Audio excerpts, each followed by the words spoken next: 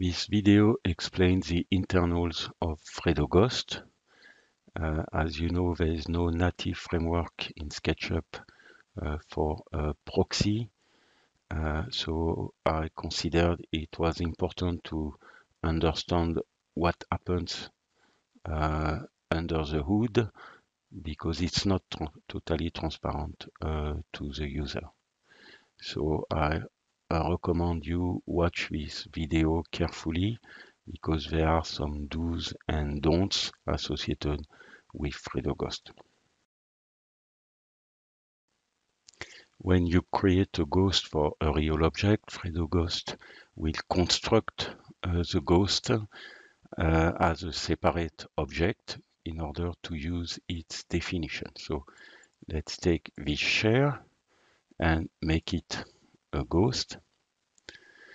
So you see that here the ghost object has replaced the real object. Actually, this is simply a swap of definition. In the layer manager of SketchUp, you will see when FredoGhost is active, one more layer, a technical layer with a strange name, ZZ, FGH for FredoGhost, and capsule. Actually, FredoGhost store all the elements necessary to the functioning of the proxy framework in a special group called capsule. So if I enable the visibility of the capsule, you see these sparse objects in the model. So what you'll find in this big group called the capsule is you will find first a copy of the real object. You will find the ghost version of each element of the object. Okay, so we share as subgroups or subcomponents, and you will see the ghost itself assembled as the ghost elements. Okay, so this is the capsule. Of course, it is recommended not to interact with the capsule and leave it invisible.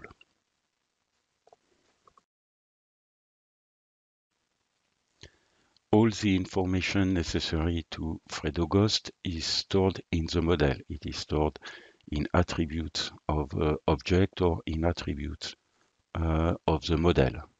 So, for example, this share, which has been ghosted, is now equipped with attributes of the FredoGhost, which are in the dictionary FredoGhost.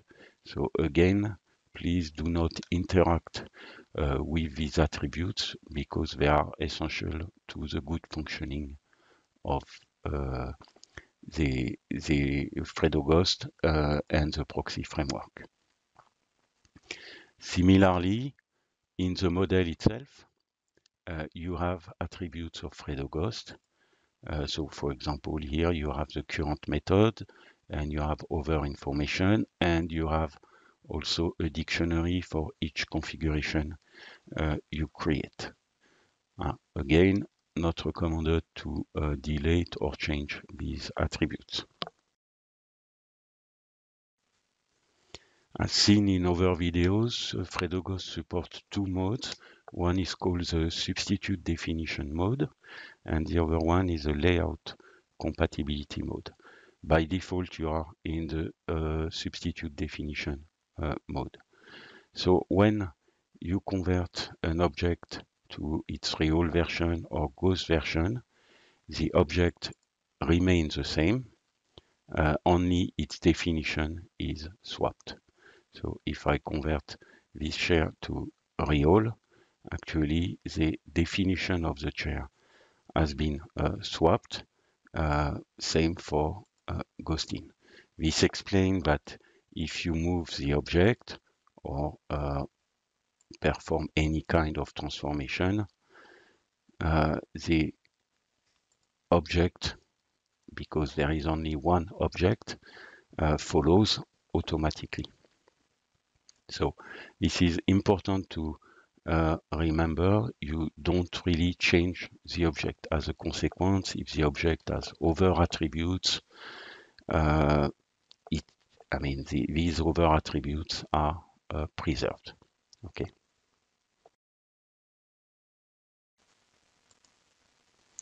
In the layout compatibility mode, things are more tricky. So let's convert the model to layout compatibility. So externally, the model appears unchanged, and you can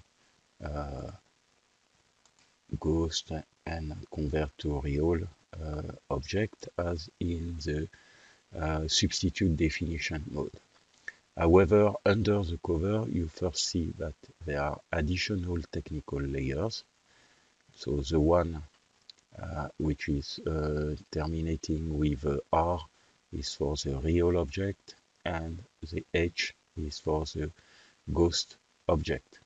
So in layout compatibility, because the only thing layout can understand from scene is the visibility of layer, FredoGhost is obliged to create two objects, one real, unchanged, one ghost, and they coexist in the model, and only their layer visibility is swapped. So you can see that if now I move the share to real, now the visible layer is the one terminating with an R. Okay, same for ghost. So this is an inconvenience because you have first two objects in the model, even if at any one point in time only one is made visible via layer visibility. But if you have a lot of objects now created, you have these extra technical layers.